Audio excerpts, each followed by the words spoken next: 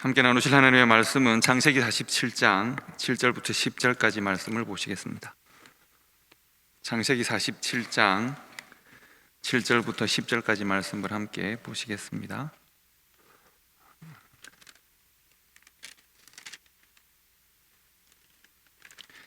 우리 한 목소리로 다 함께 읽도록 하겠습니다. 요셉이 자기 아버지 야곱을 인도하여 바로 앞에 서게 하니 야곱이 바로를 축복하며 바로가 야곱에게 묻되 내 나이가 얼마냐? 야곱이 바로에게 아뢰되 내 나그네의 길의 세월이 130년이니이다. 내 나이가 얼마 못되니 우리 조상의 나그네의 길의 연조에 미치지 못하나 험악한 세월을 보내었나이다 하고 야곱이 바로에게 축복하고 그 앞에서 나오니라. 아멘.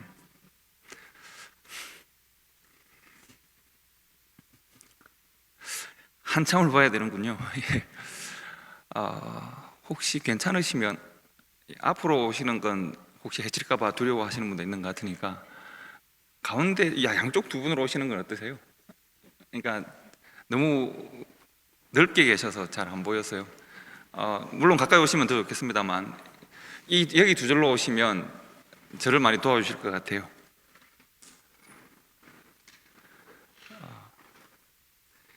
가까이 오신 분들은 너무 감사합니다. 제가 해치지 않는 사람이라는 걸 확인해 주셔가지고 감사합니다. 저는 필라델피아에서 목회를 하고 있고요, 초대교회라는 교회를 섬기고 있습니다. 만나게 되어서 반갑고 말씀을 나누게 되어서 감사합니다. 요셉 프로젝트라는 그 작년부 성경공부 프로그램으로 여러분들을 만나게 되었고 어제와 또 내일까지 함께 프로그램을 하게 되는 것 같습니다. 오늘 말씀도 그 프로그램의 일부라고 생각하시면 되겠습니다. 잠시만 소개를 드리면 요셉 프로젝트는 제가 상담을 공부하고 또 상담을 하면서 목회를 하고 있는데요, 성도들이 자기 문제를 오픈하는 걸 그렇게 원치 않으시는 것 같아요. 그래서 이제 스스로 상담의 개념으로 성경을 보고 또 자기 자신의 문제를 스스로 좀 돌아볼 수 있으면 좋지 않겠나, 뭐 그런 관점에서 성경적 상담이라고 하는 과목을 학교에서 배우면 The Biblical Change of Life라고 하는 그 과목이 있습니다. 그 과목의 내용들을 성도들이 알기 쉽게 좀 바꿔서 여러 교회에서 말씀을 전하고 있습니다. 그래서 프로그램화 시켜서 지금 말씀을 나누고 있고요, 여러분들에게도 그렇게 지금 하고 있습니다. 짧은 시간 우리 영락교회를 섬기지만 성도들의 삶을 돌아보는 일에 작은 지혜를 함께 나눌 수 있으면 좋겠다라고 생각합니다. 하나님이 인도해 주실 것으로 믿습니다. 오늘 수요일 말씀을 나눌 텐데요, 오늘 말씀을 시작하면서 여러분들에게 세 사람을 소개해 드리려고 합니다. 한 사람은 그 중에 두 사람은 제가 아는 사람, 여러분은 모르시는 분입니다. 한 사람은 다 아는 사람을 소개해 드리려고 합니다. 먼저 소개를 드릴 사람은 김재식이라는 분입니다. 혹시 아시나요? 김재식이라는 분은 실은 저도 한 번도 만난 적은 없는, 그러나 참 친하게 지내는 분입니다. 이분은 한국에 있는 분이고 방송국 PD 생활을 하셨는데 아내가 갑자기 불치병이 걸렸습니다. 지금 한 4, 5년째 아내를 간호하느라 직업도 그만두고 이제 아내 곁에서 아내를 간호합니다. 아내가 근육이 무력해지는 병에 걸려서 거의 움직이지 못하시기 때문에 아내 병상을 지키면서 글을 쓰시는 분입니다. 혹시 뭐 여러분 아실지 모르겠는데 갈릴리 마을이라고 아신지 모르겠습니다. 누군가 하면 낮에 내처럼 밤엔 달처럼이라는 그 찬양 아시잖아요. 낮에 내처럼 밤엔 달처럼 하는 그 찬양 한 최영덕 간사님이 이제 낮에 내처럼 밤엔 달처럼이라고 하는 그 인터넷 사이트를 운영을 하시고 갈릴리 마을이라고 하는 글을 쓰는 사이트를 이렇게 운영합니다. 인터넷 공동체라고 말을 하기도 하는데 저도 거기 자주 글을 올리고 이분도 거기 글을 올리면서 서로가 친해졌습니다. 그래서 그분이 쓴 글 하나를 여러분들에게 소개를 드리려고 합니다. 제가 읽어 드릴 테니까 한번 글을 같이 한번 마음으로 따라 읽어 보실까요?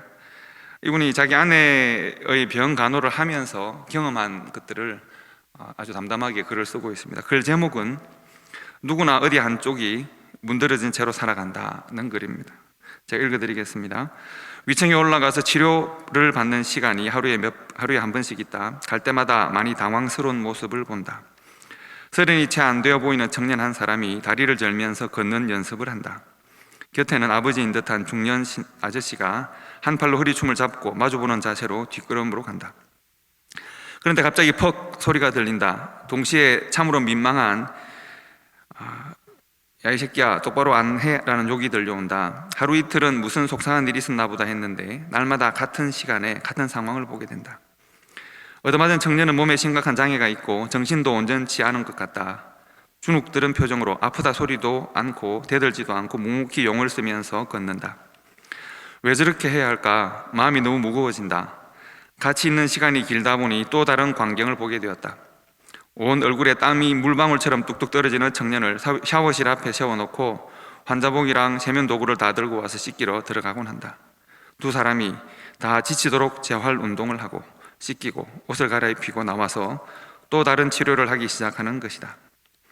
얼마나 힘들까. 두 사람 다 날마다 주먹으로 배를 퍽퍽 때리고 욕을 하면서도 하루도 그러지 않고 재활 훈련을 시키는 아버지나 겁먹고 슬픈 표정으로 땀을 뻘뻘 흘리며 걷는 연습을 하는 청년이나 그 아버지의 표정이 잊혀지지 않는다. 무겁고 진지하며 웃음기라고는 한 번도 보지 못한 얼굴, 한 번의 사고로 무너진 인생과 멀쩡하고 잘생긴 아들의 날아가 버린 미래가 쉽게 받아들여질 리가 없었을 게다. 믿고 지친 심신을 집념으로 일으키며 하루도 그러지 않고 땀으로 범벅을 하는 그 뒤에 담긴 고통에 대해 뭐라고 쉽게 단정을 지을 수가 없다. 그런 생각을 하다 보니 이 병원에 어느 누군들 안 그럴까 싶다. 정도의 차이는 있겠지만 자신들이 원하지 않는 불행 속에 살아가고 있다. 사람 구실을 제대로 할 수 있을까? 계절마다 다른 옷도 입어볼 수 있을까? 친구나 형제들을 돌아보는 사람이 될 수 있을까? 짧게는 몇 년, 길게는 이 세상을 떠날 때까지 고통의 삶을 저당 잡혀버린 사람들. 굳이 병원만 그럴까? 일순간에 일어난 일로 일생의 방향이 틀어져 버린 숱한 사람들이 있다. 비록 보이는 일이 아닌 것으로도 심한 상처나 쌓인 갈등으로 몸 한쪽의 어딘가가 문드러진 채로 일생을 사는 사람들이 대부분이 아닐까. 그냥 보면 낄낄거리며 아무 근심도 없이 잘만 살아가는 부러운 사람도 들여다보면 구멍 숭숭 뚫려 있고 털어놓고 들어주다 보면 눈물 펑펑 쏟아지는 그런 사연 없는 사람이 어디 있을까. 그럼에도 모두 부여안고 추스름에 살아간다. 어떤 이는 위층의 그 아버지와 아들처럼 비장하게 목표를 향하여 갈 것이고 또 어떤 이들은 멍들은 부분을 쓰다듬으며 표 안 나게 미소 지으며 살아가기도 하고 돌아보면 어처구니 없고 왜 내게 그런 일이 생겼던가 원망스러울 수도 있지만 부디 너무 딱딱하지 않게 살고 싶다. 눈물도 미소도 사라지고 분노만으로 살지 않기를 기도하고 싶다. 새살 돋아나듯 심령의 상처도 아물고 무게도 가벼워지면서 다시 미소를 지으며 다정하게 서로 말 주고받으며 살아갈 수 있기를. 서로 그렇지 못한 사람을 보더라도 흉이나 판단은 하지 않기를 기도한다. 그 깊은 후유증을 안고 치열하게 사는 사람들인들 편할까? 나는 그만한 발버둥이라도 치며 살려고 하는지를 돌아보며 누구나 어디 한쪽이 문드러진 채로 살아간다는 것을 잊지 말 일이다. 누구나 어디 한쪽이 문드러진 채로 살아간다는 것을 잊지 말 일이다. 여러분은 이 글의 제목에 동의하십니까? 누구나 어디 한쪽은 혹은 누구나 마음에 많은 삶의 많은 부분에 아프고 고통스러운 기억들로 살아간다는 것을 혹시 받아들이실 수 있으시겠습니까? 혹은 여러분들도 그렇습니까? 제가 두 번째로 소개해드릴 분은 제가 요새 프로젝트를 하는 중에 몇 년 전에 콜로라도 덴버에서 만난 한 권사님이십니다. 권사님 이야기를 좀 해드리려고 합니다. 여러분과 비슷한 주제로 그 교회는 이제 목요일부터 주일까지 좀 길게 세미나를 했습니다. 그런데 그 담임 목사님이 저하고 상의 없이 신문에 광고를 냈습니다. 상담 세미나를 오시는 분은 무료로 상담을 해드립니다. 이렇게 뻥을 치셨습니다. 저는 그것을 모르고 갔다가 목요일 시간을 마쳤는데 몇 분이 줄을 서 계셨습니다. 그래서 왜 줄을 서 계시냐 물어봤더니 목사님 모르게 광고를 냈습니다. 이렇게 해서 그 목사님의 광고를 책임지기 위해서 이제 제가 세미나 마칠 때마다 상담을 했습니다. 그 교회는 새벽도 하고 저녁도 하고 막 이렇게 하루에 몇 번씩을 상담 세미나는 뭐 1시간, 2시간 정도를 하면 상담은 그 이후에는 얼마나 길어질지 모르는 상담을 몇 분들을 해야 되니까요. 어쨌든 고생한 적이 있습니다. 그런데 그 교회의 집회에 제게 잊을 수 없는 기억이 하나 생겼습니다. 바로 이 권사님입니다. 이 권사님은 이제 어떤 분들은 한 번 잠시 상담하고 가시는 분들도 있고 했는데, 이 권사님은 매번 집회 시간 마치면 매번 상담을 하셨습니다. 그러니까 저랑 10번 가까이를 만나셨습니다. 그리고 항상 맨 마지막 시간에 기다렸다가 2~3시간 이야기를 하고 가셨습니다. 근데 사실 알고 보면 처음 한두 번은 신선했지만 나머지 이야기는 다 똑같은 이야기를 반복하셨기 때문에 어쨌든 뭐 제가 이야기를 다 들어드리고 공감했습니다. 70쯤 되신 그 권사님이시고 하얀 옷을 늘 입고 오시는 권사님이셨습니다. 남편과 40년 이상 결혼 생활을 하시는 중에 참 결혼 생활이 지치고 괴롭고 힘들어서 얼마 전에는 이제 자살을 결심하셨던 분이셨습니다. 남편은 우리 최근에 요 한 몇 년 전에 10년 가까이 전에 한국의 어느 대통령이 장로님이셨던 그 기억나시죠? 그 교회 같은 장로님이십니다. 그리고 한때 정치도 하셨기 때문에 아마 이름을 들어보니 저도 알 것 같은 분이셨습니다.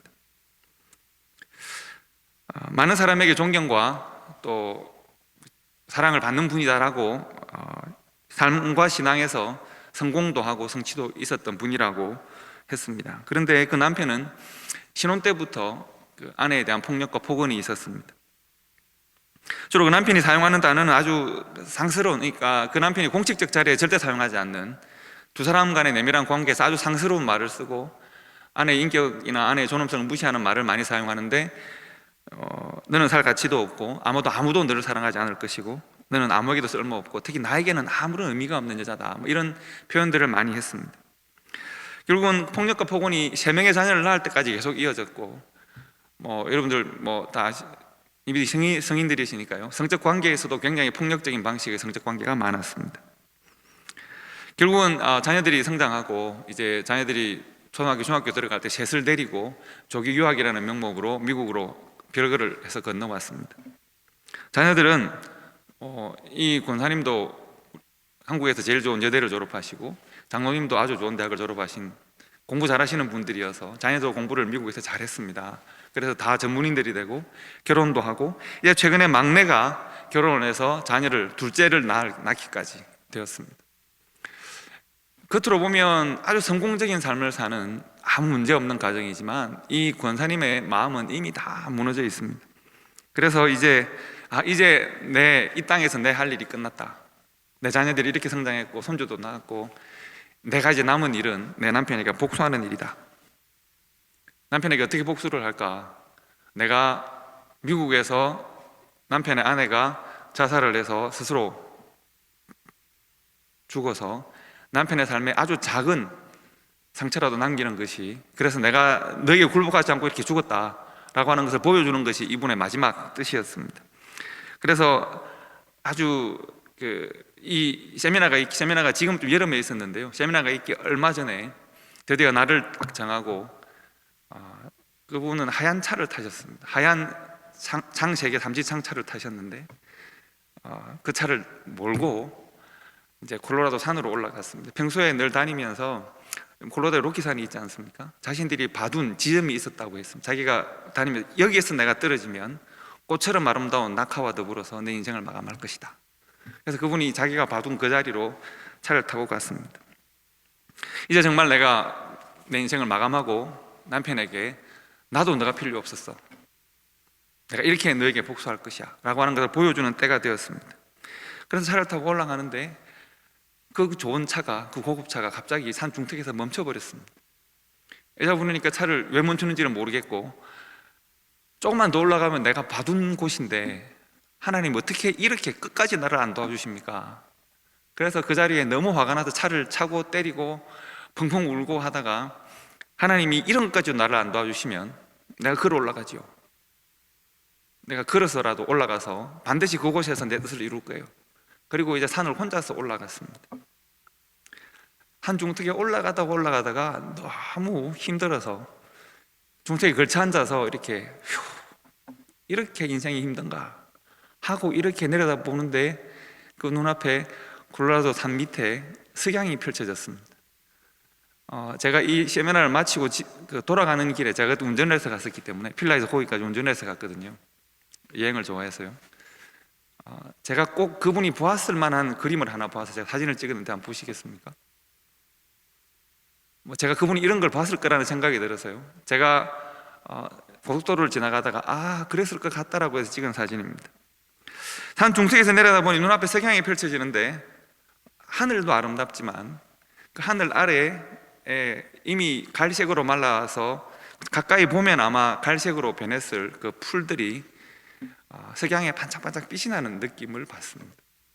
그리고 한참을 석양을 보면서 참 좋다 하는 생각을 했습니다. 석양의 아름다움에 취해서 참 좋다, 참 좋다, 야 진짜 아름답다. 한 번도 콜로라도에 20년을 살면서 한 번도 그곳에서 이렇게 한가하게 혼자서 석양을 본 적이 없었거든요. 그래서 한참을 보다가 좋다. 그리고 마른 풀들에 대해서 생각을 하게 되었습니다. 저 마른 풀들은 나처럼 저렇게 말라 비틀어지겠지라고 생각을 했는데 그 마른 풀들이 햇빛에 비치니까 저렇게 아름답게 반짝반짝 빛나는 것을 보면서 참 좋은데 빛이 나네 라는 생각을 하고 돌아왔습니다. 생각해 보니까 내 인생도 아름다움이라는 말을 적용할 수 있을까? 이런 생각들을 해봤습니다. 나는 내 남편으로부터 결혼하고 난 다음에 계속 못난 여자, 아무도 사랑하지 않는 여자, 살 가치가 없고 사랑받을 가치가 없는 이런 말만 들었었는데 지는 석양에 내 인생을 마치려고 하니까 석양과 자기가 동일시되면서 그 지는 햇빛에 지는 석양에 반짝거리는 들판의 풀들이 꼭 자기 같은 생각이 들었습니다. 그래서 정리되지 않는 생각을 가지고 그냥 집으로 돌아왔습니다. 근데 마침 또 내려와서 시동을 걸어보니까 차가 시동이 걸려서 집으로 왔다고 했습니다. 와서 무슨 생각이 복잡해서 이렇게 있는데 신문을 펼쳐보니까 무슨 상담 세미나가 있는데 상담을 해준다고 했답니다. 그래서 왔다는 거예요. 그래서 그 권사님이 첫 상담에서 제게 물어본 것이 있습니다. 목사님, 제가 못났나요? 물어보셨습니다. 제가 그렇습니다 하면 큰일 나잖아요. 근데 그 권사님은 굉장히 고운 분이셨어요. 아마 젊었을 때는 굉장히 이뻤을 가능성이 많으신 고운 분이신데다가 굉장히 단정하신 분이셔서요. 아니요, 권사님 굉장히 좋으신데요. 정말 그런가요? 네, 권사님 좋으세요. 제가 정말 가치 없게 보이시나요? 아니요, 권사님 왜 그렇게 생각하세요? 평생 남편이 나를 가치 없고 사랑받을 수 없고 아무 쓸모없는 여자라고 그랬어요. 많이 우셨어요. 근데 제가 권사님과 함께 나눴던 이야기가 그겁니다. 성경에 보면 하나님께서 사람을 아름답다고 표현하는 때가 있습니다. 권사님, 베드로후서 2장 19절 20절에 보면 이런 말씀이 있습니다. 애매히 고난을 받아도, 이 애매하다는 말은 부당하게라는 말로 바꾸어 번역되어 있기도 합니다. 부당하게 고난을 받아도 하나님을 생각함으로 참으면 이는 아름다우나 죄가 있어서 매를 맞고 참으면 무슨 유익이 있을까? 오직 선을 행함으로 고난을 받고 참으면 이는 하나님 앞에서 아름다우니라. 이런 말씀이 있습니다. 그러니까 19절과 20절 각각 아름답다는 말이 두 번 반복됩니다. 하나님께서 베드로 사도를 통해서 성도들을 아름답다 말씀하시는 거예요. 권사님, 이때까지 권사님께서 남편이라는 새로운 환경을 만나고 40년 동안 고통당하셨죠. 어떻게 견디셨습니까? 하나님께서 나를 결혼하라고 하셨고 그리고 애들이 있으니까 참았죠. 그러네요. 그러니까 하나님께서 권사님을 아름답게 보시네요. 사람이 권사님의 자존감을 무너뜨리고 권사님을 못났다고 말하고 가치 없다고 말해도 권사님이 하나님을 생각함으로 참으시니까 하나님이 권사님을 아름답게 보신다라고 성경이 말하고 있잖아요. 애매하게, 부당하게, 나쁘게, 잘못된 이유로 고난을 받아도 하나님을 생각함으로 참으면 이는 아름다우나 권사님이 죄가 있어서 매를 맞고 참는 게 아니었으니까 오직 선을 행함으로 가정을 지키고 자녀들을 지키고 아내의 자리를 지키고 어머니의 자리를 지키고 권사님은 아름다우신 분이에요. 사람이 권사님을 아름답다고 말하지 않아도 사람을 지으시고 구원하시고 그 사람을 사랑하시는 하나님께서 권사님을 지금 아름답다고 말씀하고 있어요. 권사님 정말 아름다운 분이세요. 또 엉엉엉 이렇게 우셨어요. 제가 그런가요? 네, 권사님 정말 성경이 그렇다고 말씀하잖아요. 여러분, 저희 교회도 정말 그 마술가도 같은 거라고 생각하는데요. 여름이 지나면 아름다워지시는 분들이 있으세요. 눈이 바뀌고 피부가 바뀌는 분들이 있으세요. 이게 매직이죠. 여름이 되면 어떻게 그게 바뀔까요? 이제 문제는 한국에 갔다 온다는 거죠. 우리는 아름다워 보이려고 노력을 많이 합니다.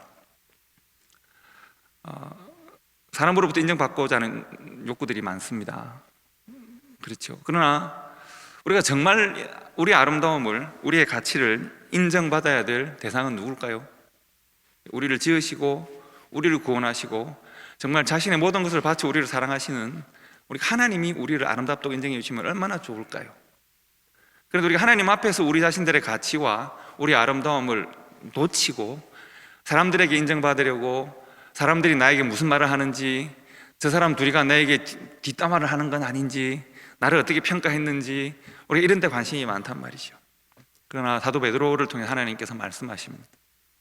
애매하게, 부당하게, 잘못된 이유로, 부정한 이유로, 혹은 거짓된 방식으로 혹 너희를 비난하거나 혹 너희를 나쁘게 말하거나 혹은 못났다고 말하거나 그 어떤 것이라도 좋습니다. 그러나 그 모든 어떤 일이 있더라도 우리의 삶에 하나님을 대입하고 우리의 마음에 하나님의 시각, 하나님의 시선, 하나님의 가치를 우리가 가져와서 그 하나님의 눈으로 우리 자신들을 바라보고 어려움을 이겨내면, 애매히 고난을 받아도 하나님을 생각함으로 어려움과 고난을 참으면 하나님께서 성도를 아름답게 보신다는 겁니다. 이 말씀을 여러분 마음에 담으시면 혹 누군가가 내게 그런 말을 해도, 혹 누군가가 나에게 때로는 악을 행해도 내가 하나님 앞에서의 아름다움을 여러분 지킬 수 있습니다. 세 번째 여러분들에게 소개해드릴 사람은 오늘 성경의 본문의 주인공인 야곱입니다. 야곱은 지금 바로 앞에 서 있습니다. 바로가 야곱에게 묻습니다. 나에게 지금 큰 공을 세운 요셉의 아버지라고 하니까. 그런데 당시에 바로는 그 지방의 가장, 그 근동 지역의 가장 힘이 강한 최고의 왕입니다. 그런데 야곱은 그쪽 지역에 유목하는 유목민들이거든요. 그러니까 뭐 떠도는 사람들입니다. 나그네라고 표현했습니다. 유목민의 한 족장인 야곱이 이제 엎드려 있습니다. 바로가 묻습니다. 내가 사랑하는 나의 종리 대신의 아버지인 야곱, 나이가 어떻게 되십니까? 묻습니다. 야곱이 제 나이는 130인데요. 근데 내 인생을 돌아보니 야곱의 인생을 한마디로 요약하면 뭐라고 되어 있습니까? 어떤 삶을 살았다고요? 험악하게 살았다고 합니다. 야곱이 하나님의 언약의 조상이죠. 아브라함과 이삭과 야곱의 하나님이신데요.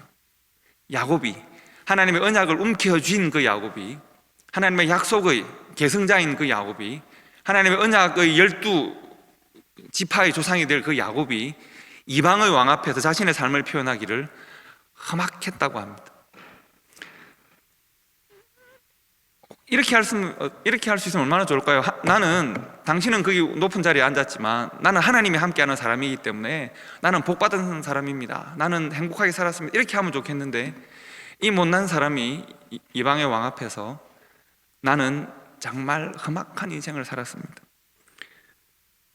그런데 정말 험악한 인생을 살았거든요. 그는 원하는 모든 것을 내 손에 쥔 것 같았는데, 그러나 손에 쥔 것 외에는 다 잃어버린 사람입니다. 그가 성공적인 인생을 산 것 같지만 그는 모든 것을 잃어버리는 인생이었습니다. 사랑하는 아내도 잃고 부모도 잃고 관계들을 잃어버립니다. 그리고 정말 사랑했던, 마지막 희망과도 같았던 자신의 아들이 광야에 나갔다가 죽었다는 소식을 듣습니다. 그런데 아들의 죽음을 보고한 나머지 10명의 이 아들을 믿을 수가 없습니다. 그리고 그렇게 수십 년을 살았는데 그 아들이 살아있다고 하고, 그리고 애굽으로 들어와서 지금 바로왕 앞에 서 있습니다. 아들을 만나기는 했는데 그동안 아들을 만나지 못한 그 한 많은 세월이 너무 한스럽습니다. 내 인생에 도대체 뭐 이런가? 내가 하나님의 모든 복을 내 손에 움켜쥔 줄 알았는데 움켜쥔 것 같은데 아무도 가진 것이 없는 너무 고난의 삶을 살았던 것이죠. 그래서 바로왕 앞에서 말을 하기를, 나는 꼭 그렇게 살지 않아도 될 것 같은 삶을 좀 헛되게 살은 것 같습니다. 좀 더 즐겁게 감사하고 기다리고 복되게 살 수 있을 텐데 나는 참 험악한 인생을 살은 것 같습니다. 내 나그네 인생, 이곳저곳 헤매는 인생, 이것저것을 원하고 이것저것을 소원해서 여기저기를 다니던 그 인생 130년을 발부둥치면서 참 아프게 힘들게 성공해 보겠다고, 잘 살아보겠다고 잘 돼 보겠다고 발버둥 쳤는데 발버둥 친 만큼 아프고 발버둥 친 만큼 눈물겹게 험악한 인생을 살았습니다. 근데 여러분, 야곱이 믿음이 없어서 그렇게 살았을까요? 잘 모르겠다는 표정이신데, 야곱이 하나님을 믿었을까요? 안 믿었을까요? 야곱은 기도하는 사람이었을까요? 아닐까요? 야곱은 제사를 드렸을까요? 드리지 않았을까요? 야곱은 믿음이 없어서 하나님을 몰랐기 때문에 그런 삶을 살았을까요? 여러분, 믿음으로 살았다는 믿음의 조상 아브라함은 어떻습니까? 그의 인생은 평탄했습니까? 그의 인생에는 한숨이 없었을까요? 모세는 어떻습니까? 그의 인생에는 한숨이 없었고 고난이 없었습니까? 베드로는 어떻고 바울은 어떻습니까? 믿음의 사람들의 삶에는 전혀 고난도 없고 고통도 없고 한숨도 없고 눈물도 없었을까요? 그들의 삶은 믿음이 있었기 때문에 늘 잘되고 늘 형통하고 늘 기뻤을까요? 비록 그들이 그 외에 다른 사람들이 야곱처럼 험악하다고 그들이 표현하진 않았지만 그들의 삶에도 지울 수 없는 상처나 아픔과 고통이 늘 함께 있었습니다. 알고 보면 모든 인생에 다 눈물이 있고 고통이 있습니다. 누구에게나 다 문드러진 한 삶의 구석들이 숨어 있습니다. 애굽에서 쫓겨나서 미디안 광야에서 양을 치면서 40년을 헤맸던 모세를 생각해 보시기 바랍니다. 아내를 2번이나 잃고 어떻게 하지? 고민했던 아브라함을 한번 생각해 보시기 바랍니다. 하나님이 아들을 바치라고 말을 하고 그 아들에게 나무 등짐을 지우고 모리아산을 오르는 아브라함의 절망적 마음을 한번 생각해 보시기 바랍니다. 평생 예수를 부인한 자로 예수를 부인했던 기억을 잊지 못하는 베드로를 생각해 보시기 바랍니다. 모든 성도들에게 사랑받았던 스데반을 돌로 쳐 죽였던 그 아픈 기억, 비수가처럼 내 뇌를 찌르는 그 아픈 기억을 평생 안고 살았던 사도 바울을 생각해 보시기 바랍니다. 어디 그들 뿐이겠습니까? 성경이 기록된 때로부터 수십 년을 지나서 한국의 어느 한 병원에 아내를 가로하면서 자신의 직업을 잃고 집마저 잃고 병원에서 기거하는 한 50대 가장이 고백합니다. 누구나 사람들마다 문드러져가고 썩어져가는 먹는 가슴들이 있다는 것을 자신의 먹는 가슴을 고백하면서 함께 보고 있습니다. 조국을 떠나 이민자로 살아가는 이 달라스에도 상처를 안고 고통을 안고 살아가는 수많은 먹는 가슴들이 있습니다. 콜로라도 덴버에도 있고 필라델피아도 있습니다. 먹는 가슴 눈물 고이게 하는 아픔과 고통들이 늘 우리 속에 함께 숨어 있습니다. 누구나 어느 한쪽이 문드러진 채로 살아가고 있다라고 우리가 고백할 수밖에 없습니다. 여러분, 그런데 오늘 우리 성경에는 창세기 47장 7절부터 10절 말씀을 읽었는데 7절과 10절에 하나님께서 중요한 비밀을 숨겨놓으셨습니다. 성경을 다시 한번 보실까요? 창세기 47장 7절 말씀을 보시면 요셉이 자기 아버지 야곱을 인도하여 바로 앞에 서게 하니 야곱이 바로를 축복하매 10절 말씀을 보시면 야곱이 바로에게 축복하고 그 앞에서 나오니라고 했습니다. 이건 재밌는 겁니다. 바로가 생각하기에 야곱이라는 그 노인이 130된 노인이 자신의 인생을 험악하다고 표현하고 있는 노인이 인생들 가운데 가장 성공한 자기를 향해서 내가 믿는 하나님이 당신을 축복한다 라고 말을 하면 바로가 그 말이 믿길까요? 믿기지 않을까요? 바로 입장에서는 그래 하려면 해라라고 할 수도 있습니다. 바로 입장에서는 아니 네가 믿는 그 신은 좀 무능한가 보다. 그 신을 믿는 너를 이 모양으로 만들고 내가 믿는 내 신을 보아라. 나는 지금 가장 높은 자리에 앉아 있는데 라고 생각을 할 수도 있습니다. 그러나 야곱은 그 일을 합니다. 야곱은 지금 어떤 일을 한다고요? 바로를 축복하고 있습니다. 여러분, 야곱의 인생에 마음 한켠에 혹은 마음 곳곳에 삶의 곳곳에 상처와 고통으로 살아가는 야곱, 그 상처가 썩고 골마져서 쓰러지기 직전의 야곱을 하나님이 그 인생 마지막에 애굽으로 부르십니다. 그가 애굽에 와서 바로를 만나고 했던 제일 첫 행동은 무엇일까요? 그가 하는 가장 첫 행동은 하나님의 이름으로 바로를 축복하는 것입니다. 하나님께서 그에게 맡기신 삶의 의미와 역할이 무엇인지를 지금 야곱이 바로 앞에서 보여주고 있습니다. 본인이 의식할 수 있고 의식하지 못할 수도 있습니다. 그러나 야곱은 본인이 겪는 삶의 상처나 고통과 관계없이 하나님이 그에게 맡긴 일들을 자신도 모르는 사이에 하고 있습니다. 그 일은 이 땅 가운데 축복의 통로가 되는 일입니다. 야곱은 지금 애굽에 하나님의 복을 선포하고 있습니다. 나는 내 욕심대로 살았고, 나는 내 의지대로 살았고, 그래서 삶에는 수많은 상처와 아픔이 생기고 눈물과 한숨으로 살아왔는데, 나는 그렇게 살았는데 하나님은 나에 대해서 계속 일하고 있었습니다.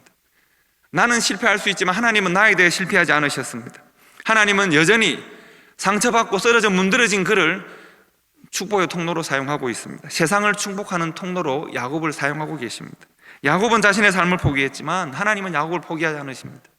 그가 지금 130인생 참 허무하고 고통스러운 인생을 살았지만 하나님께서 여전히 그의 손을 들어서 세상의 가장 높은 바로를 축복하게 하십니다. 장차 이스라엘 출애굽이라는 놀라운 하나님의 역사는 실은 요셉에게서부터 시작되는 것이 아니라 야곱의 애굽 입성에서부터 시작하는 것입니다. 그가 지금 자신의 인생을 돌아보면서 험악했다라고 한숨 짓고 있지만 하나님은 그 험악한 세월 가운데 야곱을 지키시고 여전히 야곱을 하나님의 축복의 통로로 세상 가운데 사용하시는 일을 포기하지 않으시고 그 일에 지금 성공하고 있는 것을 지금 보여주고 있습니다. 야곱의 인생에 대한 야망과 욕망이 그의 삶을 인도하는 것이 아니라 야곱에 대한 하나님의 뜻이 그의 삶을 주장하고 있다는 것을 오늘 47장 7절과 10절이 보여주고 있습니다.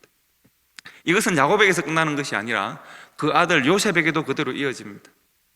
이번 여러분과 제가 나누고 있는 요셉 프로젝트의 핵심 구절이 창세기 50장 19절 20절 말씀입니다. 창세기 50장 19절 20절에 보시면 형님들이 요셉 앞에 엎드려서 용서를 구합니다. 야곱이 죽고 형님들은 야곱이 죽으면 이제 요셉이 아버지가 죽고 난 다음에 형님들을 이제 벌 줄 거라고 생각을 했습니다. 벌벌 떨면서 요셉 앞에 엎드려서 용서해 달라고 비는 형님들에게 야곱이 이렇게 말합니다. 형님들 두려워하지 마십시오. 내가 하나님의 일을 대신하지는 않습니다.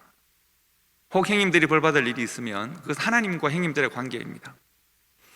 형님들은 나를 해하려 하였으나 하나님은 그것을 선으로 바꾸셔서 오늘과 같이 만민의 생명을 구원하게 하시려 하셨나니 당신들은 두려워 마소서. 내가 당신들과 당신들의 자녀를 기르리이다 하고 그들을 간곡한 말로 위로하였더라고 했습니다. 여러분, 요셉의 삶을 주장하는 것은 무엇입니까? 형님들의 악함이었습니까? 하나님의 뜻입니까? 마치 요셉의 삶에 오랫동안 형님들의 악함이 요셉의 삶을 주장하는 것 같습니다. 보디발의 아내의 악함이 요셉의 삶을 주장하는 것 같습니다. 감옥의 어둠이 요셉의 삶을 장악하는 것 같습니다. 요셉이 고백하기를 그 어떤 것도 내 인생을 주장하지 못합니다. 요셉은 뭐라고 말을 하죠? 하나님은 그 모든 것을 선으로 바꾸셔서 나를 하나님의 도구로 삼으십니다. 나를 하나님의 축복의 도구로 삼으십니다. 나를 하나님의 구원을 선포하는 도구로 삼으십니다. 나는 하나님의 뜻 가운데 살아가는 사람입니다 라고 자신을 죽이려고 하다가 자신을 팔았던 형님들 앞에서 선언합니다. 형님들이 내 삶을 좌지우지했다고 생각하십니까? 내가 형님들한테 받은 상처로 괴로워하다가 그 상처로 쓰러질 줄 아셨습니까? 형님들 그것이 아닙니다. 형님들은 나를 악하게 하고 내 마음을 빼앗아서 형님들 같은 사람으로 만들고 싶었을지 모르지만 그러나 내 삶을, 내 마음을, 내 인생의 여정을 주장하시는 분은 하나님이십니다. 형님들 두려워하지 마십시오. 내가 형님들과 형님들의 자녀들을 보살피겠습니다. 그리고 간곡한 말로 형님들이 이 말을 안 믿으니까 간절하고 간곡한 말로 형님들을 위로했다고 했습니다. 형제 여러분, 여러분의 인생을 주장하는 가치는 무엇입니까? 여러분은 혹시 한때 받았던 상처로 관계를 단절하거나 한때 받았던 상처로 삶의 방향을 바꾸거나 이전에 몇 년 전에 오래전에 누군가로부터 받았던 그 기억으로 내 삶이 한 부분이 막혀 있지는 않습니까?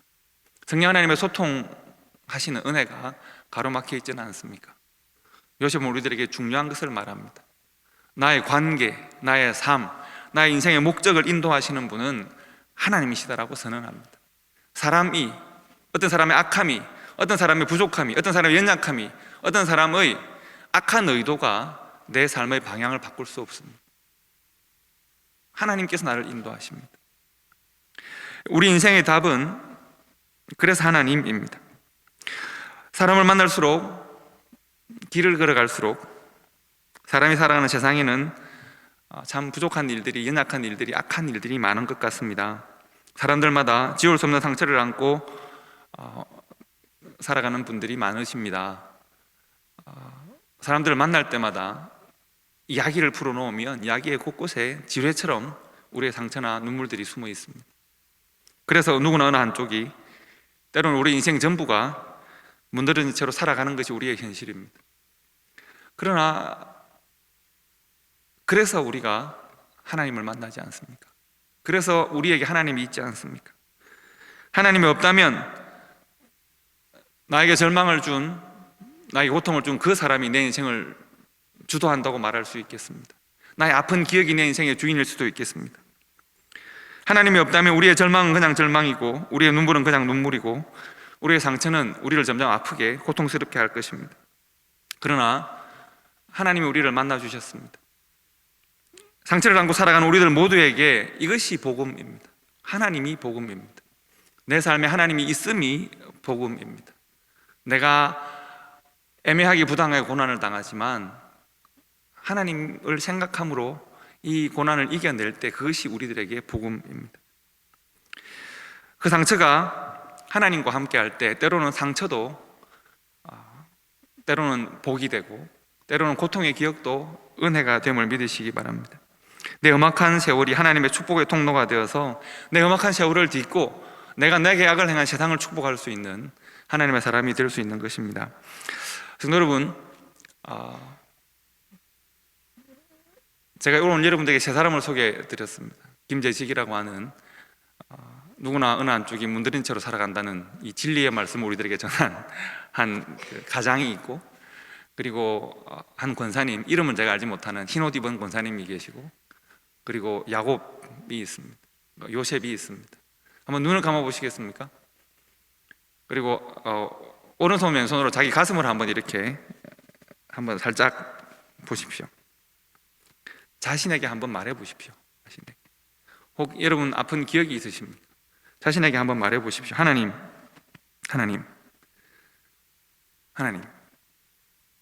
내 아픈 기억에 대하여 하나님, 한번 자신에게 말해 보십시오. 하나님, 내 아픔을, 내 눈물을 아시지 않습니까? 내 마음과 삶에 남아있는 상처를 아시지 않습니까? 하나님, 내가 이것이 참 극복되지 않고 이것을 넘어서기가 참 힘들고 그 아픈 기억을 넘어서기가 참 힘듭니다. 제가 참 험한 세월을 살아온 것 같습니다. 그런 하나님, 내게 주신 하나님의 뜻은 세상을 축복하는 축복의 통로가 되고 하나님의 구원을 전하는 통로가 되어야 하는데, 내가 이 상처의 벽을 넘지 못해서, 고통스러운 기억의 벽을 넘지 못해서 하나님, 내가 주신 사명 감당하기 어렵습니다. 하나님, 나와 함께 하셔서 하나님을 생각함으로 이 고통의 기억을 넘어서는 하나님의 사람으로 살 수 있도록 도와주십시오. 한번 잠시 기도해 보시기 바랍니다. 하나님, 내가 축복하는 사람이 되고 싶습니다.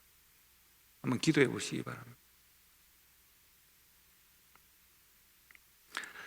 제가 기도하겠습니다. 하나님 아버지, 감사합니다. 하나님께서 우리와 함께 하심이 인생에 허락하신 가장 복된 복음임을 우리가 믿습니다. 아버지 하나님, 참으로 마음 한 구석에 허물어진 것을 안고 살아가고 우리 인생 전부에 상처와 아픔으로 살아가는 성도들이 있습니까? 아버지 하나님, 위로하시며 권면하시며 우리에게 하나님이 있음을 알게 하시며 하나님을 생각함으로 우리 인생에 다가온 모든 고통과 상처와 아픔을 넉넉하게 견뎌 나가고 이겨 나아가는 우리 성도들이 되며 교회가 될 수 있도록 주여 도와주시옵소서. 우리 인생을 주장하며 우리 인생의 주인이 누구인지를 우리가 분명히 고백할 수 있도록 도우시며, 아버지, 우리의 인생에 복 주시고 은혜 주시며 우리 인생을 주관하신 하나님 앞에서 우리의 인생이 날마다 성장하며 변화하며 세상 가운데 맡기신 귀한 사명들을 감당하는 하나님의 사람으로 살아갈 수 있도록 인도하여 주시옵소서.